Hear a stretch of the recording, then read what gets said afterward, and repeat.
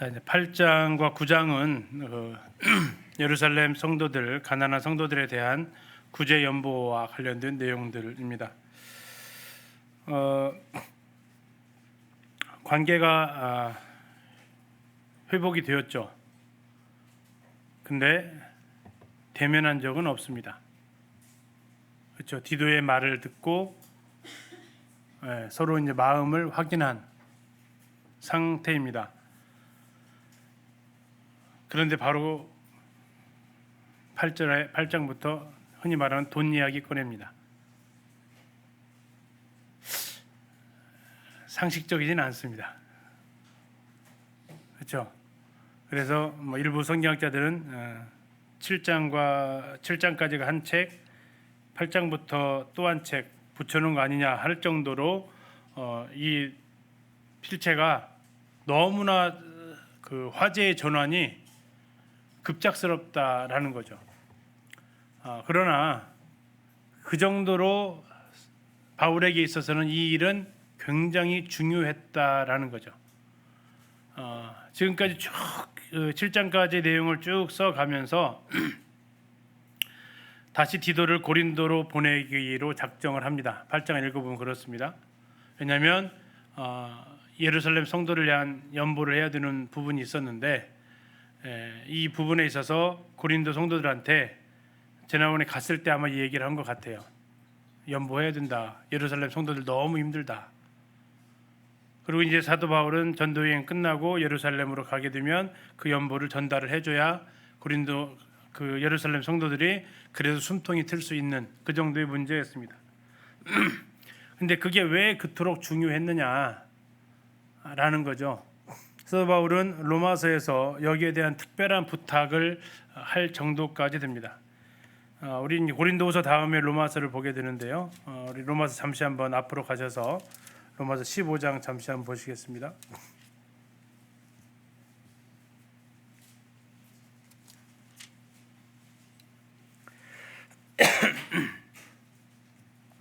자, 15장 25절입니다. 그러나 이제는 내가 성도를 섬기는 일로 예루살렘에 가노니 이는 마게도냐와 아가야, 이 아가야가 고린도 성도들입니다. 아가야 사람들이 예루살렘 성도 중 가난한 자들을 위하여 기쁘게 얼마를 연보하였음이라. 이거 지금 전달해 주기 위해서 간다라는 겁니다. 자, 그러면서 바울은 기도 부탁을 하게 되는데요. 30절입니다. 로마에 있는 형제들아, 내가 우리 주 예수 그리스도와 성령의 사랑으로 말미암아 너희를 권하노니 너희 기도에 나와 힘을 같이하여 나를 위하여 하나님께 빌어. 중보기도 부탁합니다. 두 가지를 얘기합니다. 31절, 나로 유대에서 순종하지 아니하는 자들로부터 건짐을 받게 하고, 두 번째, 또 예루살렘에 대하여 내가 섬기는 일을 성도들이 받을 만하게 하고. 자, 이게 이제 예루살렘 사역에 대한 두 가지의 중보기도 요청입니다. 32절은 로마로 갈 것을 이야기하는데요. 자, 두 가지를 기도 부탁을 해요. 이게 지금 이제 로마서가 고린도에서 쓴 서신입니다. 고린도에서 이제 예루살렘으로 가는데, 하나는 내가 유대에 갔을 때 나를 건짐받게 해달라. 사람들로부터 이렇게 잡히지 않도록 부탁을 해달라는 거고, 두 번째는 예루살렘에서 내가 섬기는 일, 25절에 성도를 섬기는 일입니다. 그것은 26절에 마게도냐와 아가야 성도들이 연보한 것을 전달해 주는 일. 자, 이게 기도 제목으로 내놓을 정도로 중요했다라는 겁니다. 그럼 우리는 이렇게 생각할 수 있겠습니다. 이 상당히 액수가 좀 많았던 것으로 보이고, 그래서 안전하게 고린도부터 시작해서 예루살렘까지, 왜 그때는 도적대들이 있었으니까 이걸 안전하게 전달하는 목적이 아니냐. 물론 그것도 하나 있습니다. 그러나 더 중요한 것이 이 물질을 통해서 바울이 지금 계속해서 듣는 바는 바울이 이방에서 복음 전하는 것이 예루살렘 성도들에게 그렇게 호의적이지 않다라는 것이 계속 들리는 부분이죠.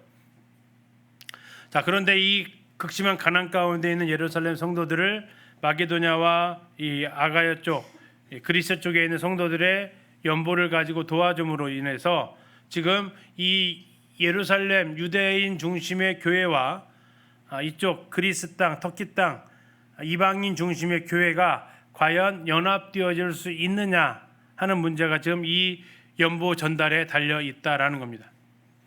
아무리 가난하지만 나는 너희들 이방인들, 성경에 구약에 표현되어져 있는 대로 개 같은 자들의 소득을 나는 받을 수 없어.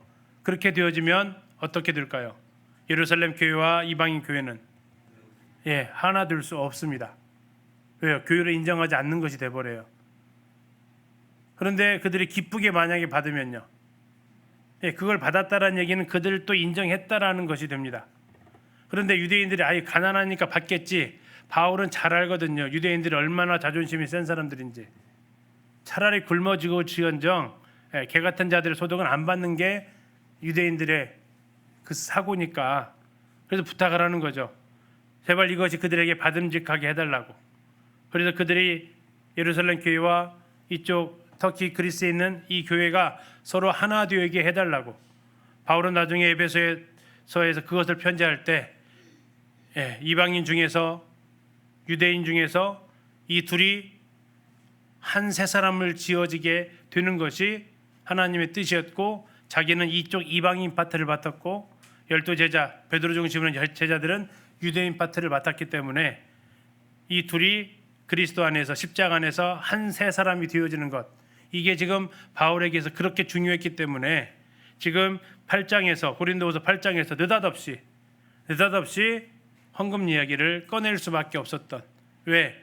일부 학자들이 말하는 대로 이건 너무나도 논조가 달라서 두 개의 책이 붙여진 것이라고 말하고 있지만, 아니, 오히려 그 정도로 굉장히 중요한 문제였고 급박한 문제였고, 바울의 선교 이 과정이 열매를 거두느냐 그렇지 못하느냐 하는 이 기로에 서 있었던 문제였기 때문에 이제 어느 정도 신뢰가 되어졌다라고 생각을 하니까 곧바로 무슨 문제로 들어간다고요? 연보 문제로 들어갔다라는 겁니다. 그리고 그것도 흔히 말하는 좀 적절하지 않은 방법. 여기서 적절하지 않다는 얘기는 뭐냐면 비교를 통한 방법. 누구와 누구를 비교를 해요? 마게도냐 성도들하고 고린도 성도들을 비교하면서 하는 그 방법을 쓸 정도로 흔히 우리 자녀들이 싫어하는 게 엄친아라는 거 아시죠? 엄친아가 뭡니까? 엄마 친구 아들. 왜 이렇게 엄마 친구 아들들은 잘났는가 몰라. 잘난 게 아니라 잘난 아들만 얘기를 하는 거죠. 엄친딸 엄친아를 싫어한단 말이에요. 왜? 비교를 자꾸 시키니까. 역시 고린도 성도들 마찬가지죠. 그러면 그들이 비교가 되긴 해요. 워낙 경제적으로 수준차가 많이 나기 때문에. 그래서 어쩌면 바울은 지금 디도한테 얘기를 했단 말이에요. 자, 내가 말한 대로 그들 잘 영접해줬지. 오, 그러게요. 디모데 말 들었을 때는 그렇게 우호적일 줄 알았는데 제가 가니까 잘 해주던데요. 그래, 그 사람들 그렇게 매너 있는 사람들이야, 후한 사람들이야 라고 했는데, 헌금을 가지고 딱 갔더니 마게도냐 성도들보다 아가야 성도들이 더 헌금액이 줄으면, 지난번 말씀드린 대로 네팔이 지진 났는데 말라이 성도들이 헌금한 거하고 한국 성도들 헌금했는데 누가 더 많아야 돼요? 한국이 훨씬 많아야겠죠. 근데 적으면 어때요? 그러면 정말 부끄러움이다라는 거죠. 부끄러움이다. 그거 고린도 성도들 너희들 부끄러움 안 당하게 하려고 지금 이것을 이야기한다. 그 내용이 전개가 됩니다. 자, 갑자기 헌금 얘기가 나온 이유를 지금 말씀을 드렸습니다. 자, 그러면 어떻게 이 연보에 대해서 이야기하는지 같이 보겠습니다. 8절입니다. 8장 1절. 형제들아, 하나님께서 마게도냐 교회들에게 주신 무엇이요? 은혜입니다. 은혜. 자, 이게 이제 은혜를 어떻게 생각을 하세요? 은혜. 값없이 거저주는 거. 보통 이게 은혜죠. 은혜를 받으면요, 어떤 일이 벌어져요? 내가 생각하기에 은혜를 받으면 어떤 일이 벌어져요? 값없이 값으로 계산할 수 없는 걸 받았단 말이에요. 그럼 어떤 반응이 나타날까요? 감사가 나타나나요? 자, 고린도 성도 마게도냐 성도들은 뭐가 나타났나 한번 보겠습니다. 자, 은혜를 너희에게 알려준대요. 누구한테 주신 은혜요? 마게도냐 교회들에게 주신 은혜. 마게도냐 성도들이 은혜를 받았어요. 은혜를 받았더니 무슨 일이 벌어졌냐라는 겁니다. 8장 2절입니다.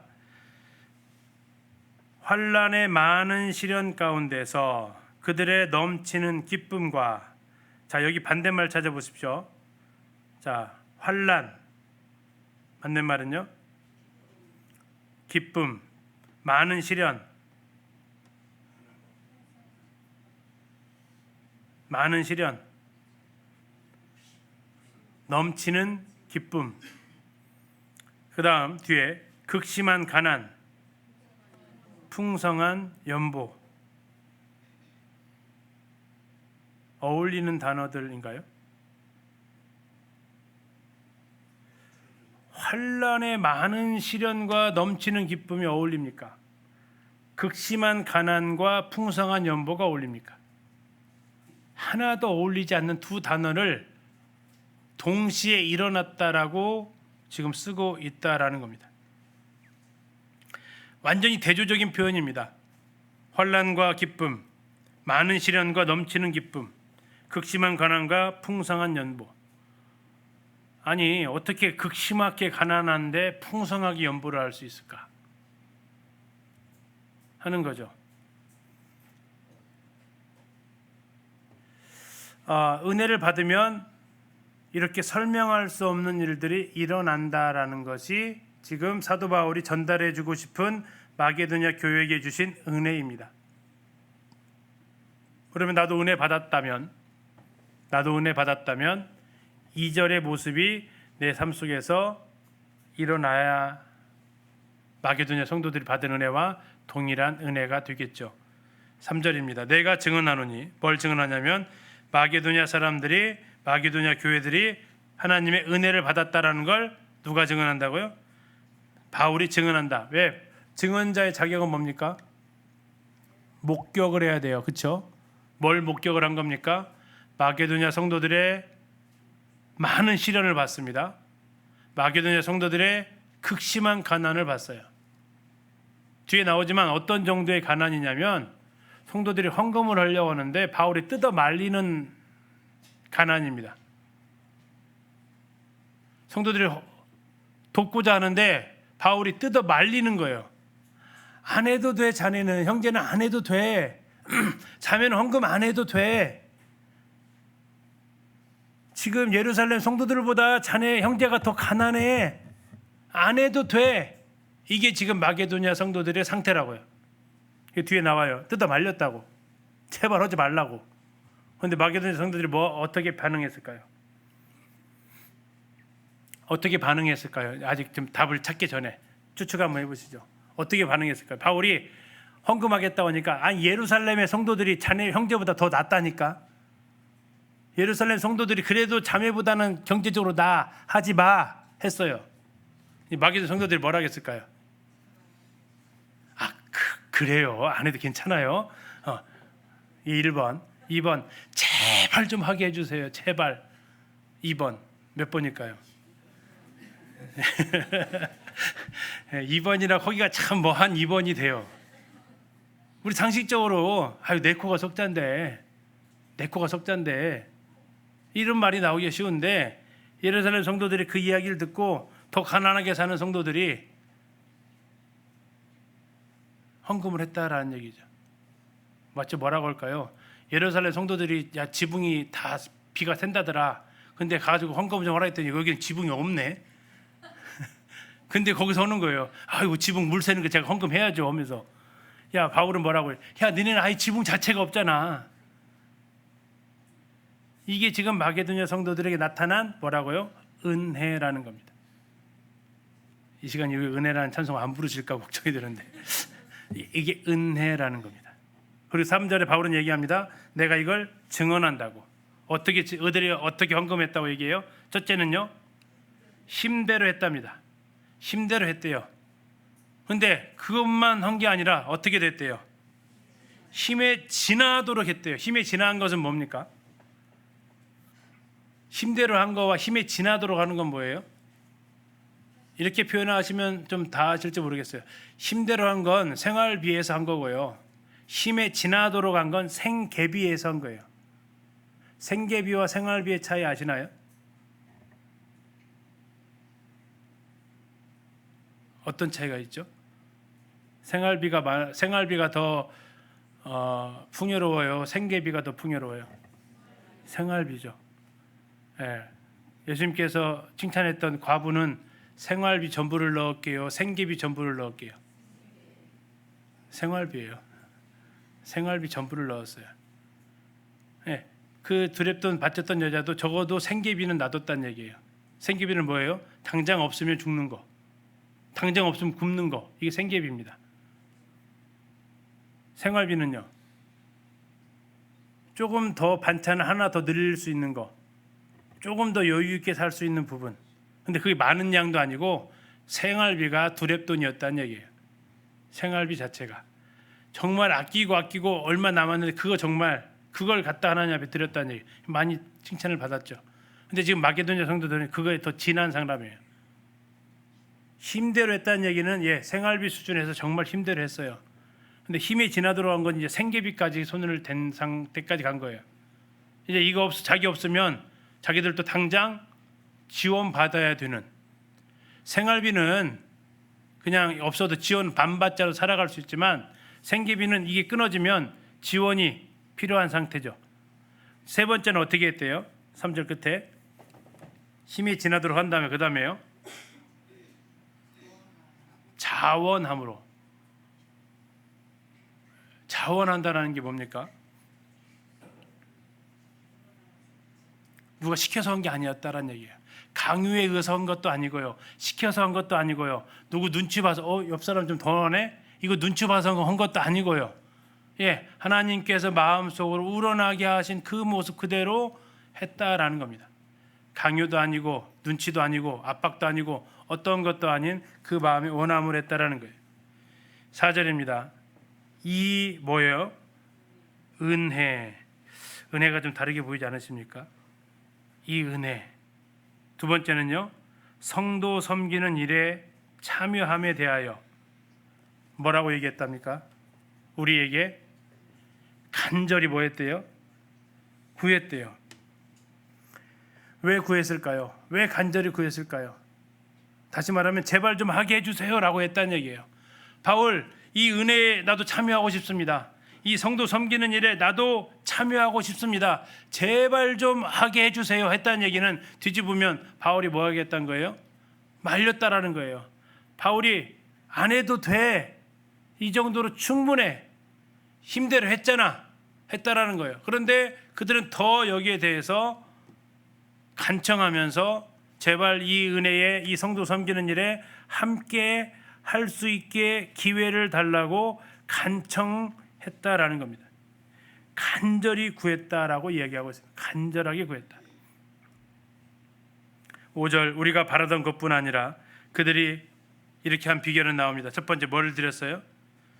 자신을 죽게 드렸다라는 겁니다. 두 번째는요, 또 하나님의 뜻을 따라서 주었다라고 나와 있습니다. 대부분의 사람들 바라던 것처럼 했다라는 건 뭡니까? 그냥 예상했던 대로 했다라는 겁니다. 자, 우리가 헌금할 때 보통 어떻게 예상을 할 수 있습니까? 처음에 많이 합니까? 나중에 많이 합니까? 예상했던 대로. 예를 들어서 건축을 한다고 한번 생각해 보십시오. 우리 예배당 어쨌든 빨리 지금 공간이 좁아서 가야 되는데, 자, 건축 헌금을 한다고 한번 해보십시오. 구제 헌금은 아니지만. 자, 그러면 처음에 헌금을 많이 낼까요? 나중에 많이 낼까요? 처음에 많이 낼까요? 나중에 많이 낼까요? 처음에 보통 많이 냅니다. 그렇죠? 왜 처음에 많이 냅니까? 해야 된다라는 어떤 그런 것들이 압박 같은 게 찾아와요. 그냥 예상했던 대로 하는 거예요. 예상했던 대로 하겠구나. 그러다 시간이 좀 지나면, 한 달 정도 지나면 헌금 액수가 뚝 떨어져 버리죠. 그러면 뭐라고요? 할 만한 사람 다 했나 보다라고 이렇게 예상을 하죠. 그렇죠? 이게 보통 일반적인 상식으로 하는 부분입니다. 그런데 달랐다는 얘기입니다. 우리가 그런 식으로 바라던, 예상했던 것뿐만 아니라 어떻게 했다고요? 그들이 자신을 죽게 드리는 일이 벌어졌고, 자, 이 자신을 죽게 드렸다는 얘기는 아까 생계비를 바쳤다라는 얘기입니다. 나 이제 먹고 사는 거 하나님이 책임지십시오 하고 하나님한테 맡겼다라는 얘기고요. 하나님의 뜻을 따라 주었다는 얘기는 바로 성도들을 구제하는 것이 하나님의 뜻이기 때문에 여기에 연보에 함께 하기로 그들이 했다라는 의미죠. 그러므로 사도 바울이 얘기합니다. 마게도냐 성도들이 이 현재 상황이 이렇다, 이거 내가 증인이다라고 얘기하는 거예요. 자, 그들이 절대 부자들이 아니다. 극심한 가난이 있었다. 그들의 상태가 좋은 것도 아니다. 환난에 많은 시련이 있었다. 그런 가운데도 힘대로 힘에 지나도록 차원에서 자신을 죽게 드리고 하나님 뜻을 따라서 이것을 그들이 하고자 했다. 나한테 정말 간절히 부탁했다. 그러므로 6절, 우리가 디도를 권하여 그가 이미 너희 가운데서 시작하였은즉 이 은혜를 그대로 성취하게 하라 하였노라. 다시 말하면 이제 마게도냐 사랑도들의 신뢰를 보여주면서 디도가 방문했을 때에 그들에게 이 연보 문제를 바울을 통해서 아마 꺼냈던 것 같은데, 이제 네가 이 문제 시작했으니까, 가서 이야기했으니까 네가 다시 가서 이 일을 마무리 지어라 라고 지금 이야기를 했다라는 겁니다. 오직 너희는 믿음과 말과 지식과 모든 간절함과 우리를 사랑하는 이 모든 일에 풍성한 것 같이 이 은혜에도 풍성하게 할지니라. 자, 새 번역으로 읽어드릴게요. 7절이요. 여러분은 모든 일에 있어서 뛰어납니다. 곧 믿음에서, 말솜씨에서, 지식에서, 열성에서, 우리와 여러분 사이의 사랑에서 그러합니다. 여러분은 이 은혜로운 활동에서도 뛰어나야 할 것입니다. 무슨 얘기입니까? 너희들 형제 사랑 많이 얘기하지? 그러면 말만 하지 말고 뭐 해라? 실천해라. 너 형제 사랑에 대해서 잘 알고 있지? 알고 있는 거로 끝나는 게 아니라 뭐 해라? 실천해라. 너 하나님이 주면, 하나님이 헌신하면 하나님이 채우신다라는 거 믿지? 믿으면 실행해라. 이게 지금 얘기하는 겁니다. 다시 보세요. 7절. 너희 믿음과, 너 정말 믿는다면, 하나님 믿는다며, 그러면 그 믿음을 뭐 해라? 믿음이 풍성하면 이 은혜에도 성도 섬기는 것도 풍성하게 해라. 네 말이 성도 사랑하고 막 사랑 강조한다 그렇게 말했지? 그러면 말이 아니라 이제 뭐라? 행동으로 보여줘라. 알고 있는 거 지행일치, 알고 있으면 그것을 행동으로 보여줘라. 모든 간절하다면서, 모든 간절함, 막 영적인 것을 강하게 추구한다면서 그렇게 간절하면 이 성도들을 섬기는 것도 간절해야 된다. 다음에요. 우리를 사랑한다고 했지? 바울을 사랑하고 형제들 사랑한다고 했지? 그러면 어떻게 해라? 그러면 이 구제하는 것에도 풍성하게 해라. 너희가 알고 있는 대로, 믿고 있는 대로, 말한 대로, 이제는 말이 아니라 행동으로 보여줘라 라고 지금 7절에서 이야기를 하고 있습니다. 8절, 내가 명령으로 하는 말이 아니요 오직 다른 이들의 간절함을 가지고 너희의 사랑의 진실함을 증명하고자 합니다. 연보의 문제에 있어서 고린도 성도들이 성도를 사랑한다라는 걸 무엇으로 증명해낼 수 있다고요? 이 연보를 가지고 증명해낼 수 있다. 사랑한다고 해놓고 연보가 적으면 진실함이 증명되는 게 아니라 뭐가 증명이 된 거예요? 말뿐인 거짓말이 증명이 된 거죠. 그렇지 않고 정말 진실함을 증명하려면 바로 이 성도 섬기는 연보를 통해서 너희들의 사랑이 많다라는 걸 증명해라라는 겁니다. 9절입니다. 우리 주 예수 그리스도의 은혜를 너희가 알거니와 부유하신 이로써 너희를 위하여 가난하게 되심은 그의 가난하심으로 말미암아 너희를 부유하게 하려 하십니다. 자, 이것은 이제 마게도냐 성도들을 예를 든 게 아니라 누구를 예를 들었어요? 예수 그리스도를 예를 드셨습니다. 우리 주 예수 그리스도의 은혜를, 또 은혜라고 나와 있습니다. 은혜를 안다. 자, 무슨 은혜입니까? 부유하신 이로써 가난하게 되셨다라고 나옵니다. 그러면 이것은 그분의 초림입니까? 재림입니까? 초림이죠. 부유하시다라는 얘기는 그분이 태어나시기 전에 부유하셨다라는 얘기예요.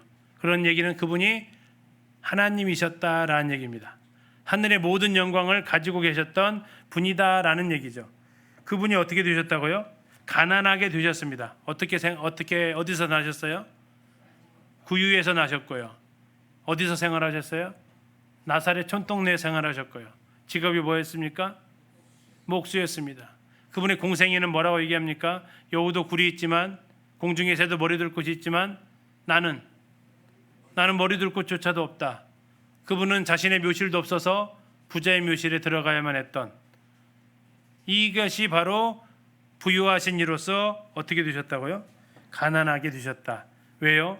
그분의 가난하심이 곧 우리에게 뭐가 됐습니까? 부유하게 된 거죠.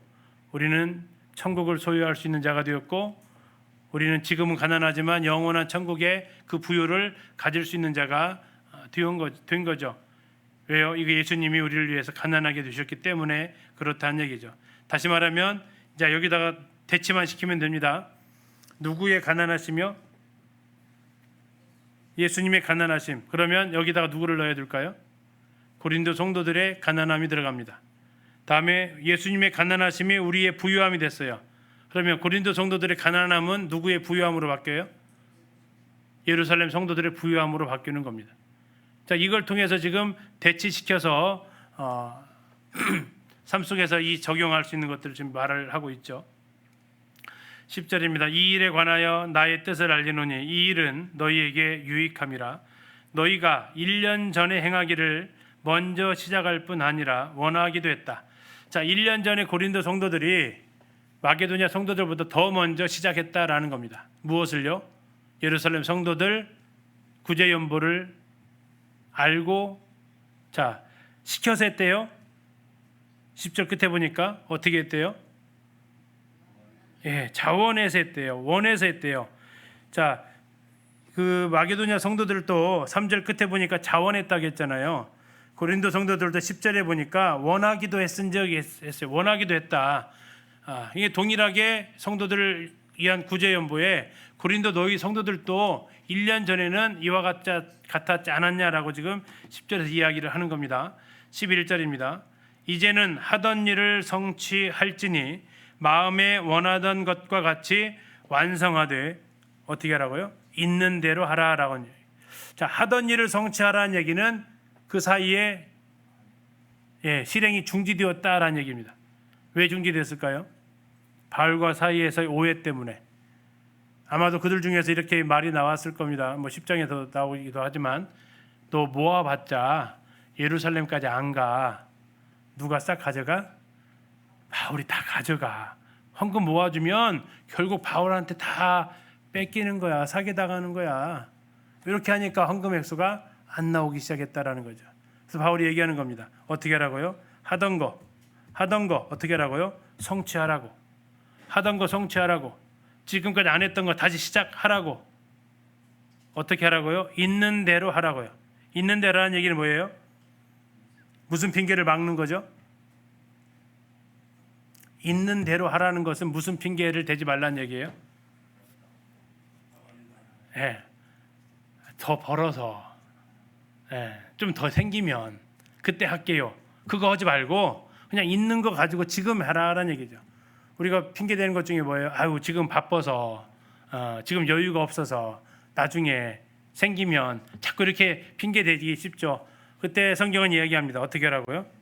있는 대로 해라. 있는 대로. 맨날 핑계만 찾지 말고 있는 지금 그 상태에서 해라라는 겁니다. 있는 대로 해라. 12절. 할 마음만 있으면 있는 대로 받으실 것이다. 뒤집어 뭐예요? 왜 안 하는 거예요? 할 마음이 없으니까 핑계 댔다라는 거죠. 너희들 지금 핑계 대지 마. 핑계의 원천 봉쇄를 시킵니다. 할 마음만 있으면 있는 대로 받지. 하나님 없는 거 받지 않으신다.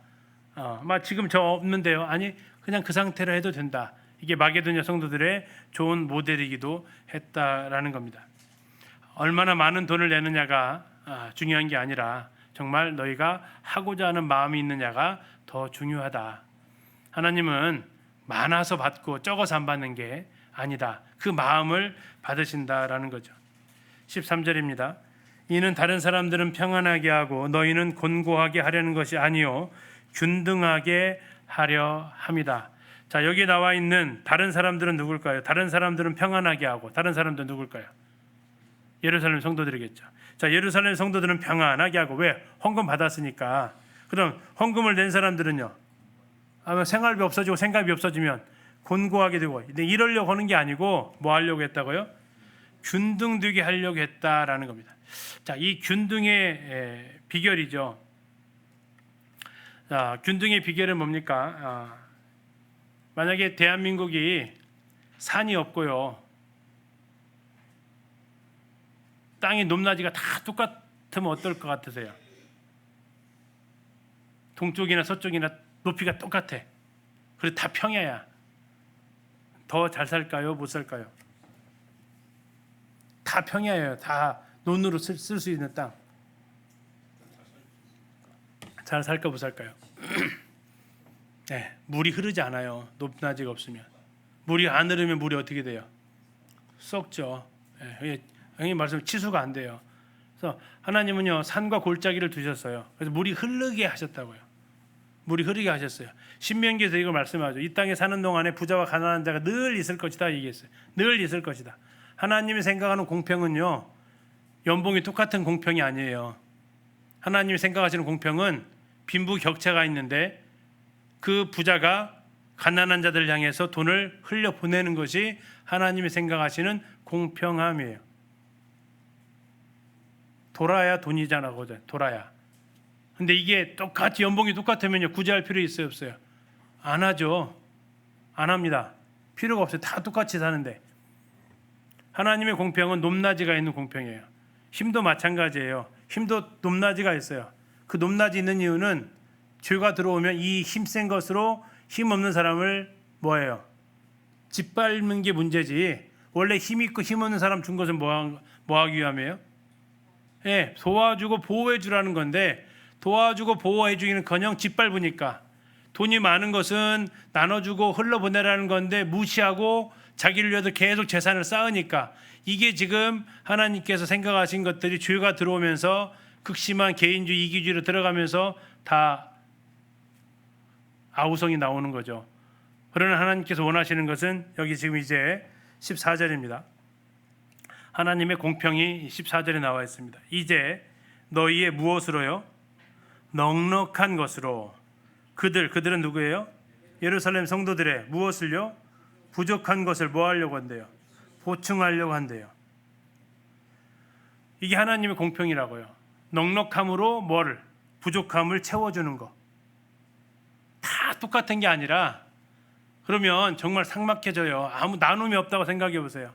나눔도 없고 아무것도 없어. 그냥 네 거 네가 먹고 내가 먹고 전부 이렇게 살면 와, 공평한 세상, 평등한 세상 하지만 그것은 하나님이 생각하신 디자인이 아니고, 하나님은 한쪽의 넉넉함이 다른 쪽의 부족함을 보충하는 거.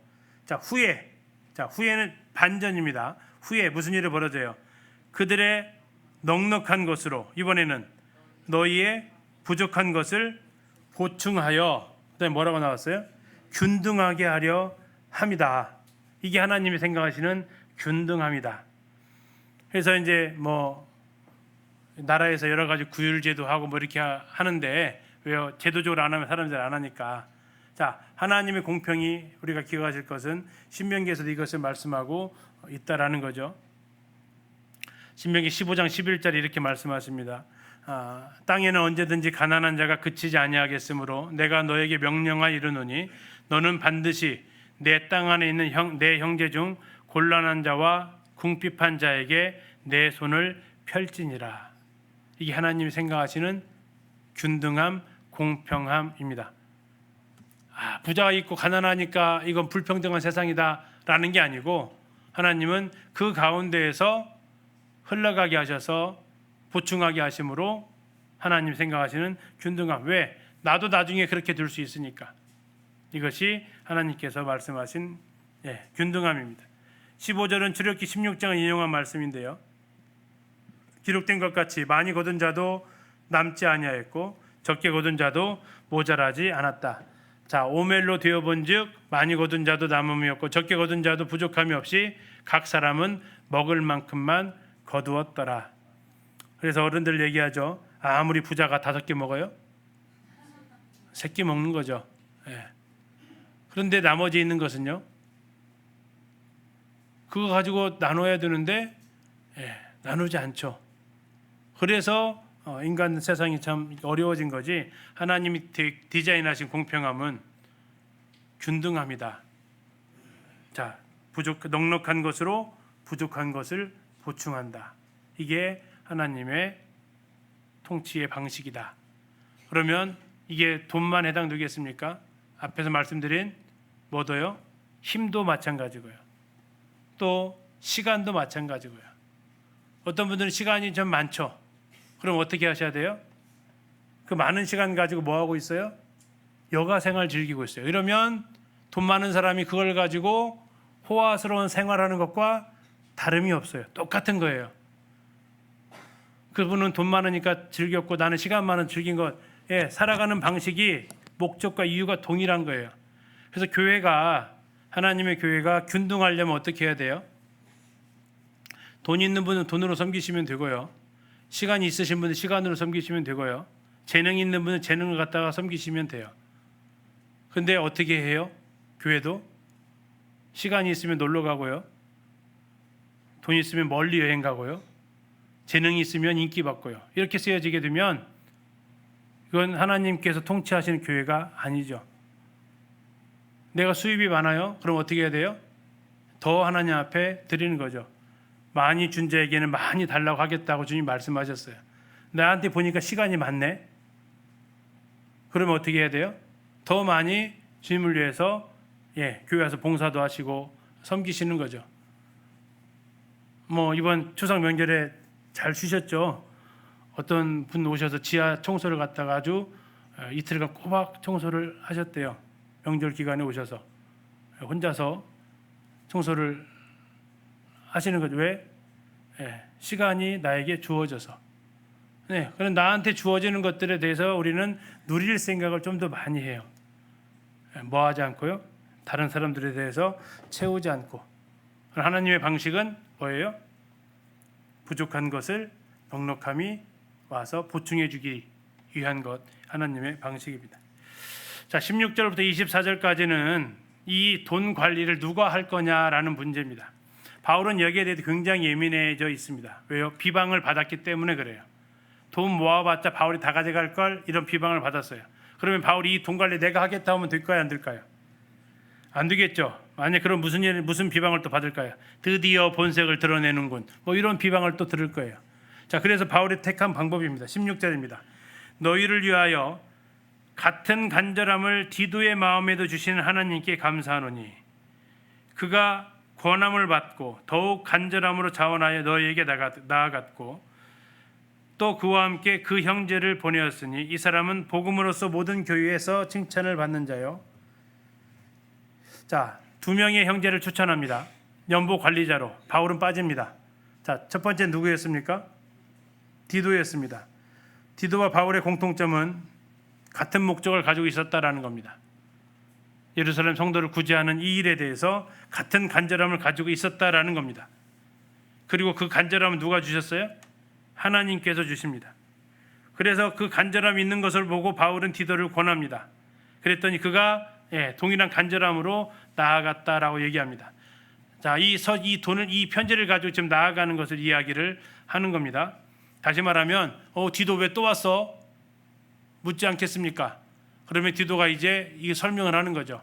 바울이 이 연보를 걷는 부분에 있어서 나와 이 형제, 그리고 뒤에 또 한 명 나와요. 또 다른 형제, 이 3명에게 맡겨서 왔습니다라는 것을 그가 말하는 게 아니라 바울의 이 편지를 통해서 바울이 이렇게 저희를 보낸 이유를 쓰셨습니다라고 보여주기 위한 것이 지금 여기 17절에 기록이 된 겁니다. 자, 그리고 18절에 또 한 명 형제를 이야기를 하는데 그는 모든 교회에서 칭찬을 받는 사람이다라는 겁니다. 결국 이 연보 관리자를 택함에 있어서 요즘 집사들이 하는데, 자, 동일한 가난한 자들을 향한 열정을 가지고 있어야 되고요. 두 번째는 이 일에 자원함으로 자기가 일을 감당을 해야 되고요. 세 번째는 모든 교회에서 칭찬을 받는 사람이 이 일을 또 감당을 해야 됩니다. 뿐만 아니라 19절, 그는 동일한 주의 영광과 우리의 소원을 나타내기 위하여 여러 교회의 택함을 받아 우리가 맡은 은혜의 일로 우리와 동행하는 자다. 같은 목적을 가지고 이 일에 동행하는 동역자들이라는 거죠. 자, 이렇게 해서 두 명을 먼저 보냅니다. 20절입니다. 이것을 조심하는 것, 이 돈을 관리하는 것에 대한 거죠. 우리가 맡은 이 거액의 연보에 대하여 아무도 우리를 비방하지 못하게 하려 합니다. 바울을 세워놓으면 비방할 것이니까 이것을 바울이 빠지면서 이 일에 형제들을 통해서 이 일을 감당하게 함으로 비방하지 못하도록 하기 위한 거다. 자, 여기에 바울의 참 놀라운 또 하나의 문장 센스가 있는데요. 어떤 단어가 보이세요? 어떤 연보라고 얘기했어요? 거액의 연보라고 했어요. 왜 그랬을까요? 마게도냐에서 엄청 거쳤을까요? 극심한 가난이 풍성한 연보를 했다는 얘기는 과부의 두렵돈의 모습이죠. 더 이상 이들은 더 이상 할 수 있는 것을 이제 할 만큼 다 한 거죠. 그렇다고 해도 가난한 자가 드리는 X 금액으로 봐서는 거액이라는 말을 쓰기는 어려울 겁니다. 뭐까지 대답했어요? 고린도 성도들이 헌금 액수까지 내다봤죠. 참 바울 재밌지 않습니까? 그럼 고린도 성도들이 얼마큼 해야 돼 이제? 거액을 해야죠. 거액을 해야 거액의 연보가 되겠죠. 거액을 하는 참 위트입니다. 아무튼 거액의 연보를 관리하는 데 있어서 바울이 비방듣지 않기 위해서 이렇게 형제들을 세웠다라고 이야기를 합니다. 22절, 또 그들과 함께 우리의 한 형제를 보내었노니 우리는 그가 여러 가지 일에 간절한 것을 여러 번 확인하였거니와 이제 그가 너희를 크게 믿음으로 더욱 간절하니라. 자, 이 재정의 관리는 또 누가 해야 되냐면 여러 가지 일들을 통해서 검증된 사람이 해야 된다라는 겁니다. 바울이 얘기를 하죠. 그가 여러 가지 일에 대해서 간절한 것을 우리가 뭐 했다고 했어요? 확인했대요. 검증을 받았다라는 거죠. 그러니까 지금 이 재정 관리하는 사람 아무나 맡기는 것이 아니고 뭐 회계 처리할 줄 아니까 하는 사람 맡기는 게 아니고 어떤 사람한테 맡겨야 된다고요? 열정을 가진 사람, 다음에 자원할 수 있는 사람, 칭찬 듣는 사람, 추천받은 사람, 다음에 어떤 사람이요? 여러 가지를 통해서 검증받은 사람. 돈을 다루는 일은 이 정도로 세심할 필요가 있겠다 할 수 있겠습니다. 다시 한번 정리합니다. 23절, 지금 가는 세 명이 누구냐라는 겁니다. 23절, 지금 가는 세 명은 디도는 누구고요? 나의 동료고 너희를 위한 나의 동역자랍니다. 다음에 두 명의 형제 있었잖아요. 그렇죠? 18절에 있었던 형제하고 22절에 있었던 형제, 그 두 형제니까 둘이니까 형제들입니다. 우리 형제들로 말하면요, 누구예요? 여러 교회의 사자들이요. 그 다음 단어가 참 감당하기 쉽지 않은 단어입니다. 뭐라고 나왔습니까? 어떻게 들리십니까? 교회의 사자들까지는 이해가 갑니다. 그런데 그들을 뭐라고 얘기하고 있어요? 그리스도의 영광이다. 이렇게까지 표현할 필요가 있었을까요? 어떠세요? 이렇게까지 좀 너무 과한 표현 아닐까요? 그러나 성경은 과하지 않다라고 말하고 있잖아요. 그리스도의 영광이 무슨 뜻입니까? 주님의 명예가 달린 사람, 주님의 명예를 드높이는 사람, 그분의 영광을 위해서 사역하는 사람들, 이렇게 이야기를 하는 거죠. 주님께서 맡겨주신 일들을 하는 사람들을 가리켜서 뭐라고 얘기한다고요? 그리스도의 영광이다 라고 얘기해요. 한번 옆에 있는 분 한번 봐주실래요? 그분들이 교회 안에 일을 하시면 그분은 누구라고요? 그리스도의 영광. 자, 자매님은 그리스도의 영광이십니다. 한번 해보세요. 자, 우리 형제님은 그리스도의 영광이십니다. 해주기 싫으세요? 이게 성경에서 바라보고 있는 우리를 향한 하나님의 관점이다라는 겁니다. 아이고, 내가 교회 안에서 뭐 조그만 일 하고 있지. 아니요. 그걸 가리켜서 주님 말씀하시는, 그건 너는 그리스도의 영광이다. 너를 통해서 나의 명예가 드높여지고 있구나. 너를 통해서 내 이름이 찬송을 받고 있구나. 너는 나의 영광이다. 우리에게 맡겨진 그 일을 감당하고 있을 때 하나님께서 해주시는 평가입니다. 24절 마무리입니다. 그러므로 너희는 여러 교회 앞에서 너희의 사랑과 너희에 대한 우리 자랑의 증거를 그들에게, 이 세 명에게 보여줘라. 세 번역입니다. 그러므로 여러분은 그들에게, 이 세 사람에게 여러분의 사랑을 보여주십시오. 그리하면 그들을 파송한 교회들이 그것을 보고서 우리가 그들에게, 마게도냐 성도들에게 여러분들 아가야 고린도 성도들을 자랑한 것이 참된 것이었음을 확인할 것입니다. 자, 바울은 앞에서 얘기했죠. 너희 말한다면 말한 대로, 믿는다면 믿는 대로, 알고 있으면 알고 있는 대로 행해라. 그게 확실한 증거다. 그리고 그것을 이제 이 세 명한테 보여줘라. 그러면 그들이 말하게 될 것이다. 무엇을요?